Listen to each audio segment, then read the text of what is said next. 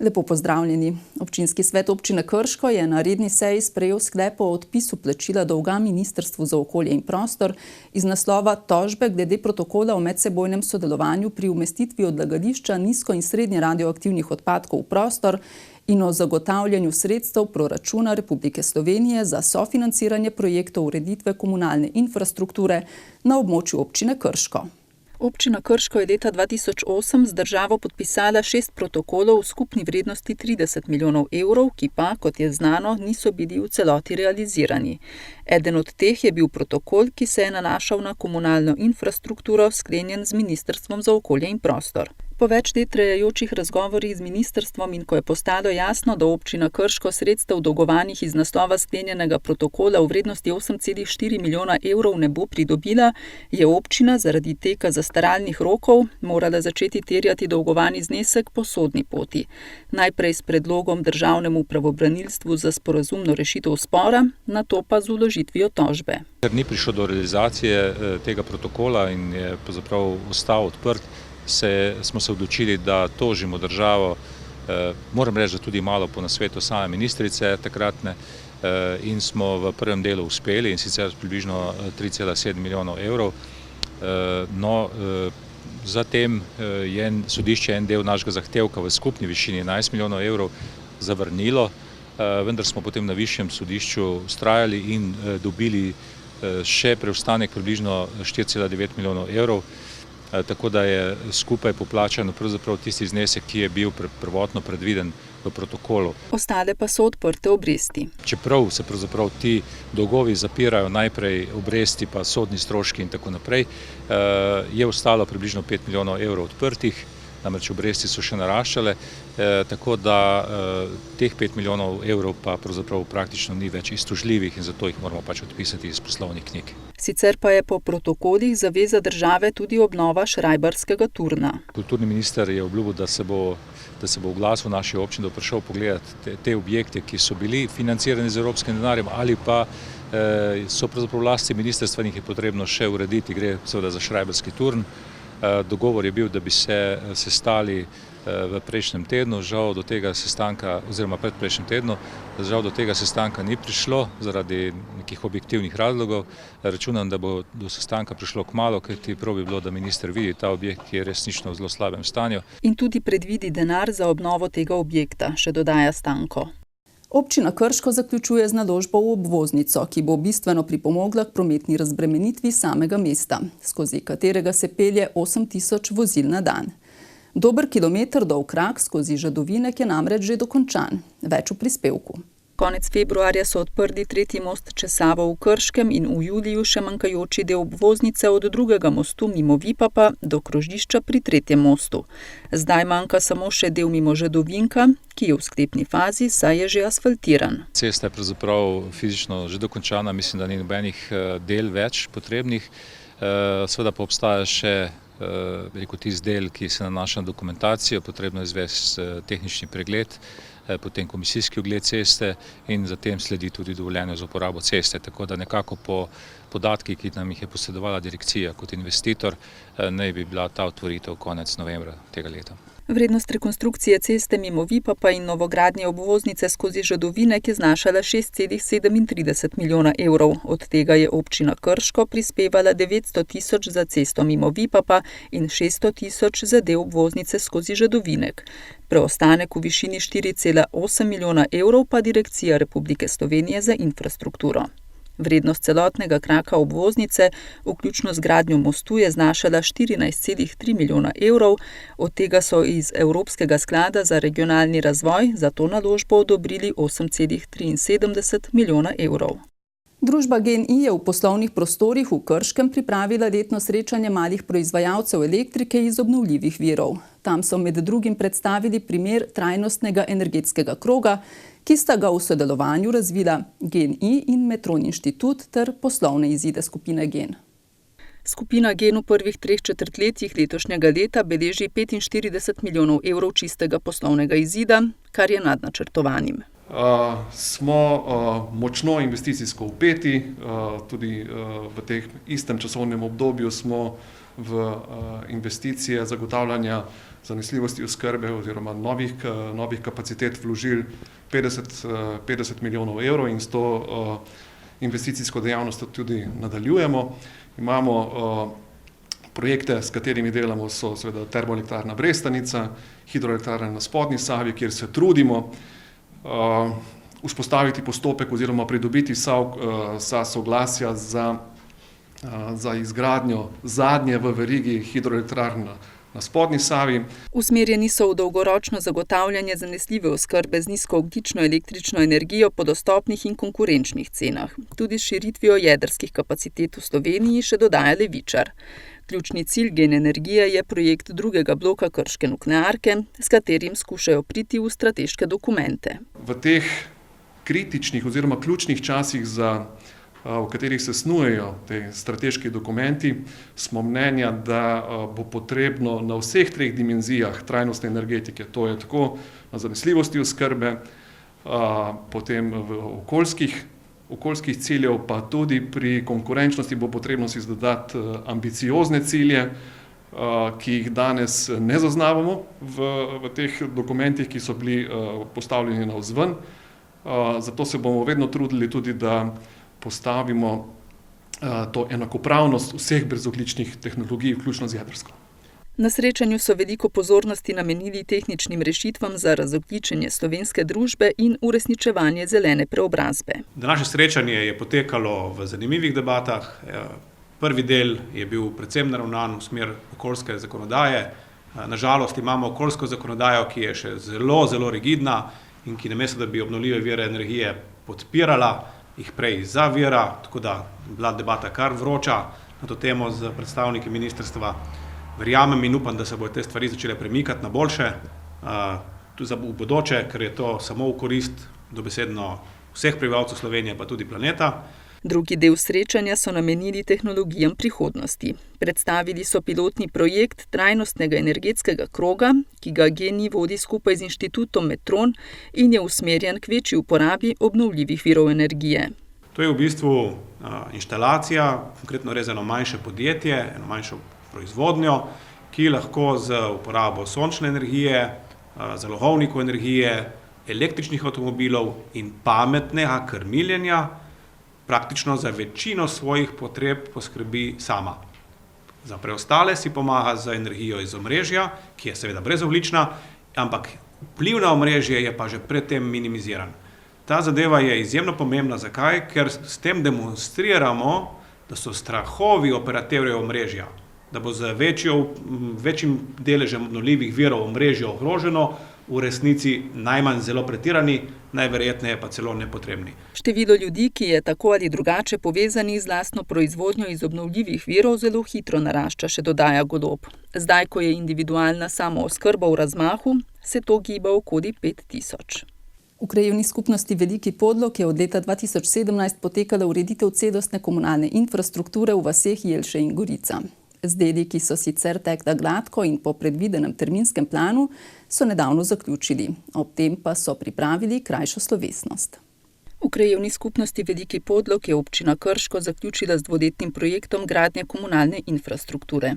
Gre za naselji, zajeti v aglomeracijah Gorice in Jelše, ki jih je občina dolžna opremiti z javnim kanalizacijskim sistemom.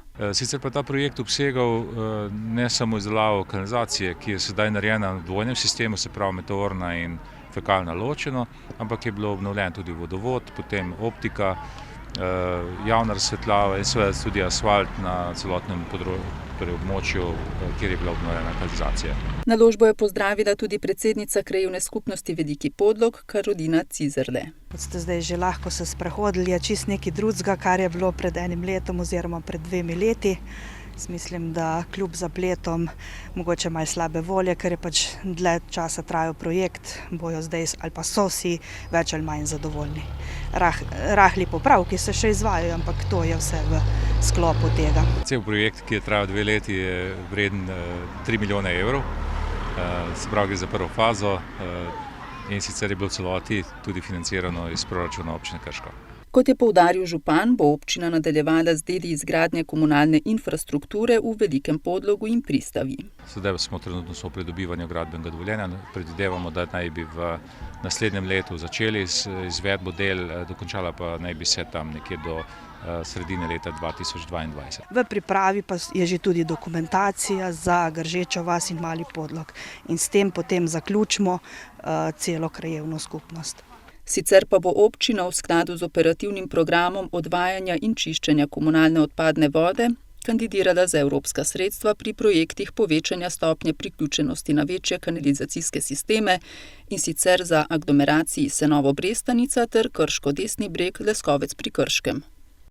V Krškem nadaljujejo z izgradnjo parkirišča Park and Ride oziroma Parkiraj in presedi v neposredni bližini železniške postaje oziroma pri Vipapu. To še do nedavnega neurejeno parkirišče v gramozni izvedbi počasi že dobiva svojo novo podobo. Parkirišče pri železnici je v dobršni meri že zasfaltirano, en del je še za narediti, nekoliko tudi ponagajalo vreme, sicer pa so še razna dela, kot je na primer postavitev ograj, pa seveda tudi finalni sloj asfalta, bližamo se pozni jeseni, tudi vremenske razmere na to vplivajo. Dela kljub temu potekajo skladno z načrti in kot kaže, bodo dokončana do konca leta. Gre za večji kompleks, saj ga širijo vzdolž ulice. Ja, v bistvu je objekt kar velik, kajti razteza se vse od železniške postaje pa praktično do konca Tovarniške ulice, se pravi nekaj 100 metrov. S tem se bomo pridobili tudi veliko parkirnih mest, po drugi strani bo pa urejeno tudi infrastruktura na tem delu, tako da v bistvu bo se spremenila celotna podoba ulice. Prostor bo v večji meri namenjen tako imenovanemu Park and Ride parkirišču. Gre za idejo kombinacije zasebnega in javnega prevoza, ki omogoča, da uporabnik pot v mestno jedro nadaljuje z javnim prevozom. Naj ob tem omenim še, da bo pri železniški postaji postavljeno tudi izposojališče za kolesa, tako da bo celoten sistem izposoje koles obogaten še z enim novim parkiriščem. Po drugi strani pa v Krškem je znano, da primanjkuje povsod parkirnih mest in bodo tudi ta parkirna mesta dobrodošla in prišla kar v uporabo. Parkirišča bodo, vsaj zaenkrat, brezplačna. Parkirišča so predvidena kot brezplačna parkirišča, saj dokler ne spremenimo kakšnega režima, ampak zaenkrat ni predvideno nič, da bi se plačevalo. Parkirišče bo sicer večinoma namenjeno osebnim vozilom, v enem delu pa bo tudi možnost parkiranja tovornjakov. Ja, to je nekje tradicionalno že neko parkirišče tovornjakov, namreč v bližini tovarne celuloze oziroma Vipap, in marsikdo, ki pripelje določen material, tudi tam parkira. Seveda prav veliko teh parkirišč pa ne bo na voljo. Vrednost naložbe znaša nekaj več kot 460 tisoč evrov. Občina Krško pa je za ta projekt pridobila evropska sredstva v višini 240 tisočakov. Z namenom vzpodbujanja mreženja znanja, nadgradnjo kompetenc in vzpodbujanjem internacionalizacije ter tako imenovanega coworkinga je občina Krško pristopila k rekonstrukciji objekta na naslovu Cesta krških žrtev 44 v Krškem. Saj želi v njem vzpostaviti podjetniški inkubator. Trenutno se še izvajajo gradbena dela, ki bodo potekala do konca leta. Občina Krško je v letošnjem letu pristopila k izvedbi projekta Podjetniški inkubator Krško, ki ga je prijavila v dogovor za razvoj regij. Dela na objektu, ki se nahaja v starem mestnem jedru, zdaj večinoma potekajo v njegovi notranjosti. Skupna vrednost naložbe znaša dobrih 470 tisoč evrov, od tega sofinanciranje naložbe skladno z dogovorom za razvoj regij znaša 385 tisoč. Pri tem objektu je zanimivo to, da je praktično v celoti investiran ali pa financiran strani Evropske unije. Tisti del, ki ga mora zagotoviti občina, so samo neupravičeni stroški, se pravi, če karkoli dograjujemo, in pa seveda DDV. Dela na projektu potekajo po planu. Njegovo izvajanje je sicer razdeljeno na 3 aktivnosti. V prvi, ki se zaključuje, gre za gradbena dela. Objekt bo predvidoma dokončan še v letošnjem letu. Naslednja aktivnost je opremljanje, ki je predvideno v naslednjem letu. Ko bo zaključeno, bo inkubator na voljo za uporabo. V zadnji aktivnosti, ki bo trajala do konca leta 2021, pa bo potekalo komuniciranje in obveščanje javnosti o projektu in o vključitvi v inkubator. Namen je pa seveda, kot smo rekli, podjetniški inkubator, Center za podjetništvo in turizem naj bi potem skrbel za njega. V njem pa naj bi v tem delu pa naj bili prostori za novo nastajajoča podjetja, ki potrebujejo za svojo dejavnost čim cenejše prostore, ki jih lahko dobijo po najnižji možni ceni, se pravi, da jih ti stroški, fiksni stroški na začetku ne omejujejo pri svojem razvoju. Nadaljujemo v zdravstvenem domu Krško, kjer so novembra namenu predali novo nujno reševalno vozilo in nove prostore zdravstveno-vzgojnega centra. Ekipa nujne medicinske pomoči zdravstvenega doma Krško na mesec opravi od 100 do 150 posredovanj. In ker je število intervencij v porastu, je novo vozilo, s katerim sledijo hitremu trendu razvoja urgentne medicine, zanje velika pridobitev. V vozilu imamo po novem nameščena nova nosila Stryker, ki so nameščena na podvozju, kjer je možnost dostopa do pacienta iz tritočkovnega sistema. To je velika pridobitev, kajti ko izvajamo neke nujne postopke, je včasih zelo težko, če imamo samo možnost na eni strani. Dodatno imajo nameščeno še eno podičko za uporabo ultrazvoka, ki je nepogrešljiv pri diagnosticiranju nekaterih urgentnih stanj. Po novem lahko s sabo prevažamo tudi avtopuls, ki ga vzamemo, kadar odhajamo na teren in je potrebno oživljanje. To napravo namestimo in potem izvaja namesto nas prstnega koša. Vozilo ima tudi sodobno svetlobno in zvočno signalizacijo, s čimer so bolj vidni in varni na cesti. V nočnem času pa je zelo pomembno tudi, da si lahko kraj dogodka razsvetlijo. Vozilo v bistvu vsebuje vse, kaj mi želimo in kaj rabimo na terenu, da bi naše življenjsko ogrožene paciente varno dopeljali v ustanovo sekundarnega nivoja, torej v regionalno bolnišnico. Tako da v bistvu vse, kar smo želeli, to smo dobili. To je vozilo, ki smo ga kupili na podlagi javnega razpisa Ministrstva za zdravje. Sofinancirale so ga tudi občina Krško in pa Kostanjevica na Krki. Večji delež je seveda založil zdravstveni dom Krško. 7.000 evrov je pa celo donirala tovarna Krka zdravil iz Novega mesta.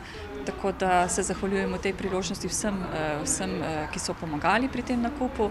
Jaz verjamem, da je to za dobro občanov, tako občine Krško kot Kostanjevica na Krki in da bo vozilo služilo namenu, da bo varno tako za prebivalce kot pa tudi za naše reševalce. V ekipi nujne medicinske pomoči, ki zaposluje 2 urgentna zdravnika in 22 reševalcev, zdaj razpolagajo z 8 vozili. 2 vozili NRV sta, ki 24 ur dnevno skrbijo za občane občine Krško in Kostanjevice na Krki. Potem imamo vozilo reševalnega, osebno vozilo za zdravnika. Potem so pa tukaj še sanitetna vozila. Vedno je pa eno vozilo tudi, ki je v rezervi v primeru nekih okvar. Starejše vozilo je vedno na nek način rezerva tem, ki delujejo. Zdravstveni dom Krško je sicer pred 4 leti pridobil status učne ustanove za urgentno medicino. Iz Posavja, pa ne samo iz Posavja, v našo ustanovo prihajajo kolege, ki specializirajo urgentno medicino. To je, lahko rečem, veliko pomeni ne samo za zdravstveni dom, za regijo pomeni. Učna ustanova smo že odprej za družinsko medicino, pa tudi specialisti družinske prihajajo se učiti urgentna stanja na našo urgenco. Torej specialisti urgentne medicine, specialisti družinske medicine, imamo 2 specialista urgentne medicine, ki zdaj sta zaposlena v Krškem, plus še 2 urgentna specialista, ki so v postopku specializacije. In čeprav velja splošno mnenje, da urgentnih zdravnikov specialistov v celotni Sloveniji kronično primanjkuje, tega za krški zdravstveni dom ne moremo trditi. Ja, mislim, da take urgence res, kar se tiče kadra, razen Ljubljane in Maribora, nima v Sloveniji. Brez neke lažne v bistvu skromnosti. Ob predaji novega reševalnega vozila so v zdravstvenem domu Krško odprli tudi nove prostore zdravstveno-vzgojnega centra. Župan občine Krško je čestital odličnim osnovnošolcem Teji, Dinu in Alekseju, ki so na mednarodnem tekmovanju v hitrostnem računanju v Dubaju osvojili 3 pokale. Otroci Krškega Brain-on-Brain centra se že več let zapored redno udeležujejo mednarodnih tekmovanj v hitrostnem računanju. Na tekmovanju je sodelovalo več kot 2000 otrok iz 16 držav, od tega 8 tekmovalcev iz Slovenije s 3 Krčani. V Dubaj so letos potovali 3. Prvo leto Ledin, drugo leto se mu je pridružila še Teja, letos pa še Aleksej. Kaj držiš v roki? Pokal, ki sem ga dosegel v Dubaju, ki je znano mesto, ki ima največjo stavbo Burj Khalifa. Teja, ti si pa drugo leto tekmovala, ne? Ja, sem zadovoljna, ker sem tudi lani dobila zlato medaljo. Aleksej, ki je prav tako osvojil pokal, je predstavil potek tekmovanja. Jaz sem imel kategorijo D2 in smo šli pol v dvorano. 1 uro smo čakali, da nas umirijo, da se umirimo, da bomo lahko pisali test. Kasneje smo pisali test, potem smo šli ven, smo nekaj časa počakali, ob 4 je bilo pa podelitev. Priprave doma sem vadila po ene 2-3 pole na dan, potem je pa mami račune preverila, pa sem videla, kako izračunam. Konkurenca je bila velika. 7-letni Din je namreč tekmoval v isti kategoriji kot na primer 9-letniki. Test je velik izziv za otroke, saj imajo na voljo le 3 minute, v katerih morajo izračunati čim več računov. Mlade tekmovalce so sicer spodbujali tudi učitelji in sošolci. Vsak dan mi je učiteljica poslala slikice in jaz tudi njim in ful se moram zahvaliti učiteljici Heleni Brškovič. Brejno-Brejnovce je po uspešnem tekmovanju sprejel župan občine Krško. Ja, gre za tekmovanje, ki je zdaj že tradicionalno. Jaz moram reči, da tudi me veseli, da so otroci iz krškega okolja oziroma iz občine Krško vedno tako uspešni. To je seveda plod dolgotrajnega dela, trdega dela. Zelo poveseli dejstvo, da so to zelo, še majhni otroci, ki so skomaj vstopili v svet znanosti, svet šole, pa so že dosegali take rezultate. To je pravzaprav vredno vseh pohvali in seveda tudi z moje strani čestitke, tako staršem kot otrokom in seveda tudi mentorici, ki je dala veliko znanja prenesla na njih, da so pravzaprav sploh osvojili tehnike, s katerimi uspevajo računati tako hitro in tako uspešno. Brejno-Brejn je sicer svetovno znana ustanova za izobraževanje otrok, ki že 16 let pomaga otrokom razviti njihove potenciale, ki jih klasično šolstvo običajno pušča ob strani. Sedimo se na osnovno šolo dr. Mihajla Rostoharja, kjer so ob dnevu slovenske hrane pripravili tradicionalni slovenski zajtrk. Odgovoren odnos do okolja pa so povezali z dobrodelno noto. Poglejmo. V okviru dneva slovenske hrane je letos že 9. leto zapored potekal projekt Tradicionalni slovenski zajtrk, v katerega so vključeni slovenski vrtci in osnovne šole. Akciji se pridružuje tudi osnovna šola dr. Mihajla Rostoharja. Vsako leto na naši šoli imamo zajtrk, ki pa spadajo med, maslo, kruh, mleko in jabolka. Vse od lokalnih pridelovalcev. Med je iz šolskega čebelnjaka. Ob dnevu slovenske hrane poleg osveščanja o pomenu zajtrka želijo tudi promovirati kratke prehranske verige od proizvajalca do potrošnika. Zato so na osnovni šoli dr. Mihajla Rostoharja na ta dan pripravili naravoslovni dan. Ker gremo obiskati kmetijo, tam nam bodo razložili, kako pridelujemo hrano. Osnovni cilj projekta je izobraževati in ozaveščati otroke v vrtcih in šolah, vzporedno s tem pa tudi širšo javnost. Sicer pa na osnovni šoli dr. Mihajla Rostoharja učence na različne načine spodbujajo k zdravim prehranjevalnim navadam. Za šolo imamo mi velik sadovnjak, imamo nekaj vrta, imamo svoj čebeljak in bom rekla, vsa ta leta, kar smo na tej lokaciji, posvečamo veliko pozornosti doma pridelani hrani, bom rekla lokalno pridelani in seveda, če se pridno obdeluje zemljo, je potem tudi prav, da se po koncu, torej ko se poberejo pridelki, tudi poveseli, pripravi kakšna jed iz teh pridelkov. Tako so že pred več kot 20 leti začeli z likofom. Prav tu v tej jedilnici, ko so se zbrali učenci, učitelji iz pridelkov našega sadovnjaka, vrta, čebeljaka, pripravili nekaj jedi in se poveselili in na nek simbolen način tudi zahvalili, bom rekla, naravi za vse to, kar nam je dala. Danes vemo, da je iz tega likofa, iz te, bom rekla, jedilnice, ta običaj prerasel v našo osrednjo šolsko prireditev, ki jo bomo letos prvič izvedli v Kulturnem domu Krško. Tokratni tradicionalni slovenski zajtrk s kruhom, maslom, medom, mlekom in jabolkom je imel tudi dobrodelno noto, saj sta predstavnica družbe Kostak Samanta Zobec in Kristjan Pinosa iz zavoda KNOV šoli predala zbrana sredstva iz akcije Odgovorna svečka, ki je v Krškem potekala pred 1. novembrom. To je svečka, s katero želimo zmanjšati negativni vpliv plastičnih sveč v Krškem in ozaveščati.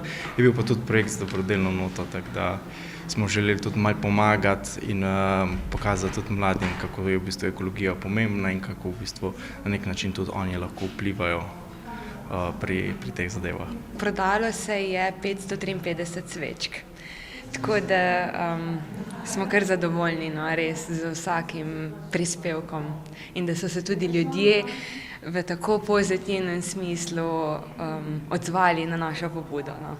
Res smo veseli.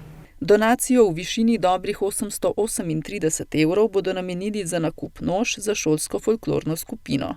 Tradicionalni slovenski zajtrk so učenci sicer obeležili s kulturnim programom.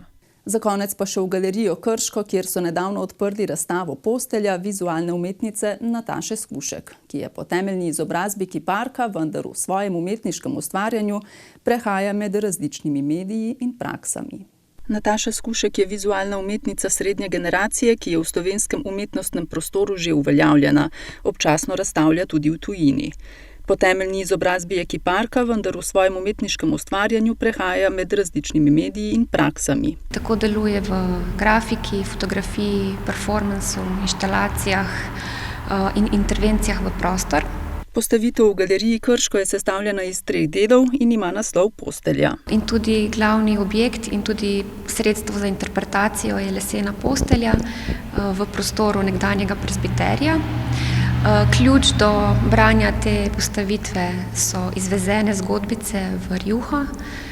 Gre za na prvi pogled erotične zgodbice. Pri poglobljenem branju pa ugotovimo, da v bistvu govorijo o osamljenosti, hrepenenju, zmožnosti in nezmožnosti udejanjenja nekega intimnega odnosa. Instalacijo dopolnjujeta 2 ločena dela.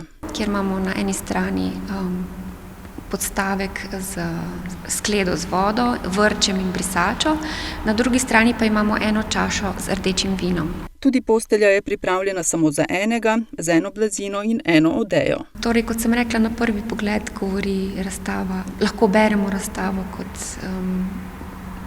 neko ljubezensko gnezdice, a v bistvu vsi ti elementi pa nam govorijo, da gre v bistvu za samsko stanovanje, kjer je v bistvu vse pripravljeno za enega človeka in tudi v bistvu te zgodbice nam v bistvu razkrijejo, da gre v bistvu za sanjarjenje o nekem odnosu. Torej, razstava v bistvu govori o osamljenosti in odtujenosti posameznika v današnji družbi in predvsem o nezmožnosti v bistvu ustvarjanja globljejših, odgovornejših odnosov med seboj. Postavitev je zasnovana posebej za prostore galerije Krško. Tako kot so kar vse razstave v zadnjem času, so pripravljene z mislijo na ta prostor, kot vemo, je pač majčkeno drugačna, seveda je to kompleksnejša arhitektura, zato se v bistvu vse razstave se pripravljajo konkretno za ta prostor.